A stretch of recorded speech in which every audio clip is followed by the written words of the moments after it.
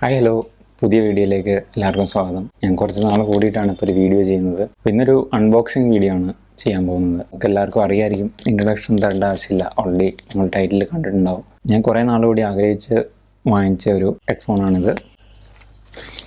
Boss QuietComfort Ultra. ഇതിൻ്റെ ഒരു first ഇംപ്രഷനും ഒരു അൺബോക്സിങ് വീഡിയോ ആയിട്ടാണ് ഞാനിപ്പം ഇത് ചെയ്യുന്നത്. നിങ്ങൾക്ക് താല്പര്യമുണ്ടെങ്കിൽ ഈ വീഡിയോ കണ്ട് നിങ്ങൾക്ക് ഈ പ്രൊഡക്റ്റ് വാങ്ങിക്കാം. ഇത് കുറച്ച് എക്സ്പെൻസീവാണ്. അപ്പോൾ ഞാൻ എൻ്റേതായ പേഴ്സണൽ ഒപ്പീനിയനാണ് പറയുന്നത്. ബാക്കിയുള്ള റിവ്യൂവേഴ്സ് പറഞ്ഞ കാര്യങ്ങൾ വെച്ചിട്ടൊന്നും അല്ല ഞാനിവിടെ സംസാരിക്കുന്നത്. എനിക്ക് എന്താണ് തോന്നുന്നത് അതിനെപ്പറ്റിയാണ് ഞാനിവിടെ ഫീഡ്ബാക്ക് പറയാൻ പോകുന്നത്.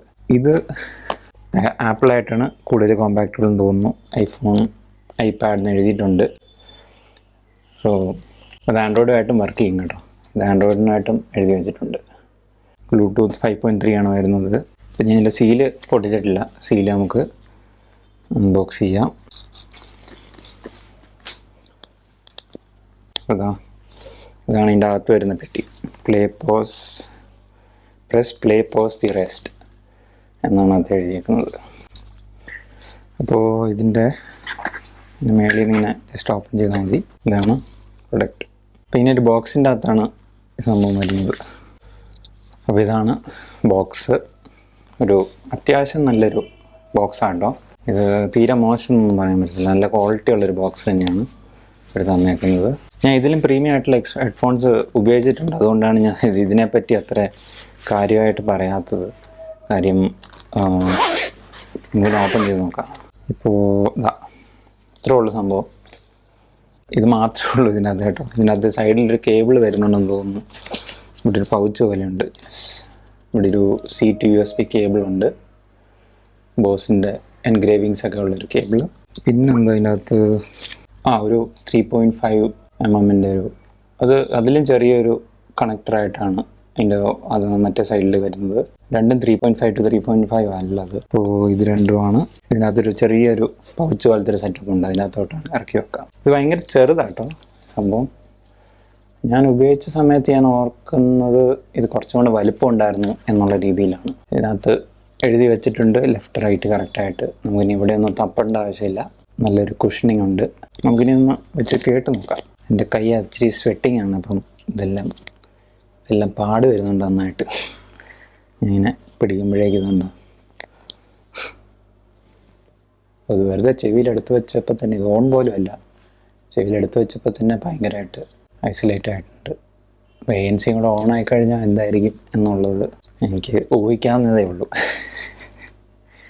ഫോണിലേക്ക് ഇനി കണക്ട് ചെയ്യാം.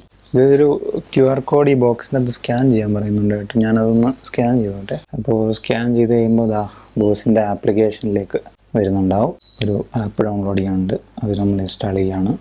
എന്നിട്ട് നമ്മൾ നോക്കാം എന്താണെന്നുള്ളത്. ഒരു 173 MB ഒക്കെ ഉള്ളു കേട്ടോ ഇതിൻ്റെ സൈസ് എന്ന് പറയുന്നത്, ഈ ആപ്പിൻ്റെ സൈസ്. ഇപ്പോൾ ഡൗൺലോഡ് ആയിട്ടുണ്ട്. നമുക്ക് ഓപ്പൺ ചെയ്യാം. Sign in or sign up. ഞാൻ സൈൻ അപ്പ് ചെയ്തിട്ടില്ല, ജസ്റ്റ് ഒന്ന് സൈൻ അപ്പ് ചെയ്തിട്ട്. അപ്പോൾ ഇങ്ങനെ കറങ്ങിക്കൊണ്ടിരിക്കുകയാണ്. സൗണ്ട് ഇസ് പവർ എന്നൊക്കെ പറഞ്ഞിട്ട്. Hello nearby device, hello, push notification on കൊടുക്കുക. ഏത് പ്രൊഡക്റ്റാണ് നമ്മൾ വാങ്ങിച്ചെന്നുള്ളത് സെലക്ട് ചെയ്യണം. പറയാൻ വിട്ടുപോയത്, ഇവിടെ ഒരു കണക്ടിവിറ്റി, മറ്റേ ജാക്ക് കണക്ട് ചെയ്യാനുള്ളതുണ്ട്. ഒരു C ടൈപ്പ് ഉണ്ട്.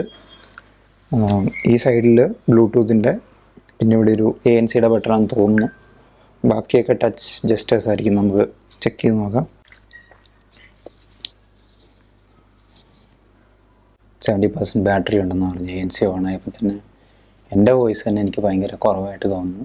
പിന്നെ നന്നായിട്ടൊരു പ്രഷർ ഫീൽ ചെയ്യുന്നുണ്ട് കേട്ടോ ഈ ANC കണക്റ്റിംഗ് എന്ന് പറഞ്ഞ് നിൽക്കുകയാണ്. ഇപ്പോൾ കണക്റ്റഡ് 70% എന്ന് പറഞ്ഞ് കാണിക്കുന്നുണ്ട്. നമുക്കിവിടെ ഇത് ക്ലിക്ക് ചെയ്ത് കഴിയുമ്പോഴേക്കും വോളിയം അഡ്ജസ്റ്റ് ചെയ്യാനും, modes, sound, immersive audio, EQ, short cut tips എന്നൊക്കെ പറഞ്ഞിട്ട് മോഡ്സിൻ്റെ അകത്ത് പോവുകയാണെങ്കിൽ ക്വയറ്റ്, അവെയറിൽ എനിക്ക് എൻ്റെ സൗണ്ട് തന്നെ കുറച്ചുകൂടെ ക്ലിയർ ആയിട്ട് കേൾപ്പിച്ചിരുന്നുണ്ട്. ഇമേർഷൻ പിന്നെയും ANC തന്നെ പോയി. സോഴ്സ് ഇപ്പം ഞാൻ എൻ്റെ ഫോൺ തന്നെയാണ് വെച്ചേക്കുന്നത്. മൾട്ടിപ്പിൾ ഡിവൈസസ് കണക്ട് ചെയ്ത് നമുക്ക് ചെയ്യാൻ പറ്റും കേട്ടോ. EQ ഞാനൊന്നും ചെയ്തിട്ടില്ല. എല്ലാം മിഡ്, ബേസ്, എല്ലാം ട്രിബിൾ, എല്ലാം 0 ആണ്. നമുക്ക് ഇതിൻ്റെ സിഗ്നേച്ചർ സൗണ്ട് തന്നെ കേട്ട് നോക്കാം.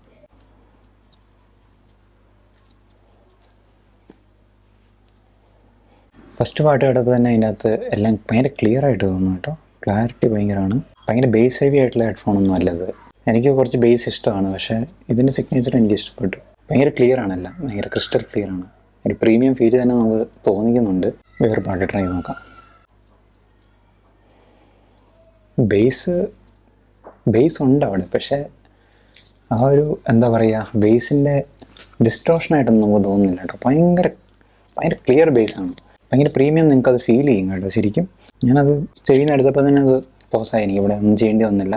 വേറെ ട്രാക്ക് കൂടെ ഒന്ന് കേട്ട് നോക്കിയിട്ട് ഞാൻ ബാക്കി അതിനെപ്പറ്റി പറയാം.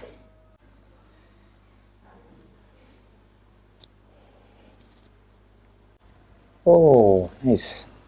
എനിക്ക് വോളിയം അഡ്ജസ്റ്റ് ചെയ്യാൻ കേട്ടോ, റൈറ്റ് സൈഡിൽ ഈ പാഡിൻ്റെ ഇവിടെയായിട്ട്. ഇപ്പോൾ ഈ ഇത് മോഷനിലാണ് കിടക്കുന്നത്. ഞാൻ ഇങ്ങോട്ട് തിരിയുമ്പം ഈ സൈഡിൽ നിന്ന് പാട്ട് കേൾക്കുന്നത്. ഇനി സ്ലൈഡ് ചെയ്താൽ മതി. ഇത് ഞാനൊരു മൈക്ക് ടെസ്റ്റ് ചെയ്ത് നോക്കാം. Check check check check check check mic check mic check.